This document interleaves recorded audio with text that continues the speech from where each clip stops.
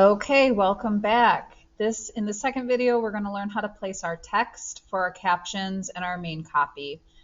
In the meantime, since the first video, I've placed the rest of my photos on the page. The margins aren't perfect. We're going to fix those later. Don't worry about those for now, but make sure all your photos are placed before you move on here. Okay. So to place text on the page, we want to start with the biggest text element, which is going to be our main copy. For this practice layout, you're going to use the men's soccer main copy from last year. And so I've placed that for you inside of the practice layout folder, photos folder. You'll find it here. Open up that document here. And then this is last year's main copy. In InDesign, you're going to use the T tool over here, which is the text tool, to create your text boxes. So grab that, click on that T, and then where you're going to place your main copy. For me, it's going to be here because this is my largest space. I'm going to create a text box. Doesn't matter how big this is right now because I'll change the size later. And then I want to type in my main headline. So the main headline here is "Keep Your Head in the Game." You can copy and paste it or type it in yourself. You're then going to highlight that so we can change it to our headline font.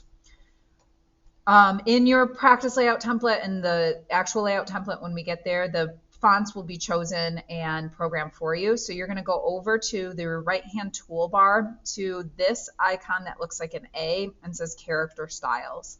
Click on Character Styles, and there's two headline fonts that you can choose from. They're over here, this Franklin Gothic and then this Freestyle Script.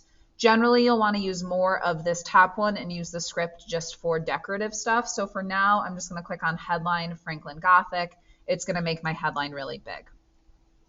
Next, we're going to place our story. So we're going to get the Type tool again and make a text box here. That's pretty big, so we can fit our whole story in it. Go back to your copy, and you're going to copy and paste the main story. So highlight, use Control-C to copy, and then go back to your text box and Control-V to paste. Highlight everything here, and over here on your character styles, you're going to click Body Copy. That will get that in the correct font and size. Now you're going to zoom in to format this a little bit. Use Control+ to zoom in. At the start of each paragraph, we want to tab. These are already tabbed in, so I'm just going to tab in this first one. And that's nicely formatted.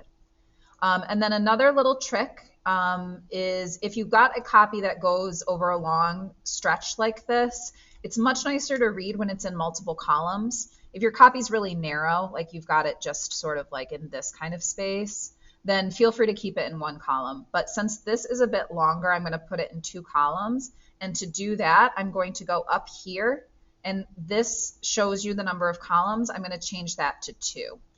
Zoom out and bring the bottom of your text box up, and that will have the copy go into your 2 columns here, and you can adjust it so that those columns are equal. Now we've got a really nice, easy to read story that will be easier to digest for the reader, and it takes up less space, so we can use the rest of the space here for mods and other things. From there, I need to add my secondary headline and my byline, so I'll go back to get my byline and my secondary headline. I'm going to copy and paste those into a text box here, but I actually want them separate, so I'll put them in 2 separate text boxes. Delete one. Highlight your secondary headline and click on secondary headline here. Use your green arrow to drag it over. Your secondary headline needs to be placed near your main headline, and it's okay if it's stacked like this. And then your byline is when it says story by. Make sure, this one already actually is, but highlight it, go over here and click byline, and then you can drag that to be stacked underneath your secondary headline, somewhere near that. It can also stack here if I had less space, make it fit in a way that looks good to you. You'll notice that the byline is in a contrasting color. When you choose the dominant color on your page, you can change this later. We do bylines in a contrasting color to make them stand out a little bit. So now I have my story placed. I'm in good shape there. I now need to place my captions. Remember, you need to have a caption touching every photo. If you were working with a real spread, you would copy and paste the captions from a Google Doc. Since we're working with just a practice spread, we're just going to use placeholder text. And you'll want to do this when you're designing too, because usually you won't get your captions until close to the end of the deadline. So for each photo, we're going to create a text box, and then we're going to go to type, fill with placeholder text. That will fill up your text box with just some random Latin words to be a placeholder until we get our captions complete. Highlight all of that, go over here to your character styles and click on caption. That will put your caption into the correct font size. And then from there, the easiest thing to do is just fill up this whole box with placeholder text. So now that we changed the size, I'm going to go back and hit that button again. And then you can just copy and paste this. Since these are placeholder, if I just do Control-C, Control-V, I can just drag a caption to touch each of my photos. If you are realizing at this point that you don't have space for your captions, you might need to do some rearranging of your layout. If you are also realizing that a caption would have to cross the gutter to caption one of your photos, you'll have to do some rearranging. That's why we generally don't want photos to cross the gutter except our dominant. For the dominant photo only, you can put the caption on the photo, but it needs to be in dead space. It should never be somewhere where it's covering up a person or their face or their body. So the biggest dead space that I have here is up here in the corner. So that's where I'm going to put my caption. You can put it there.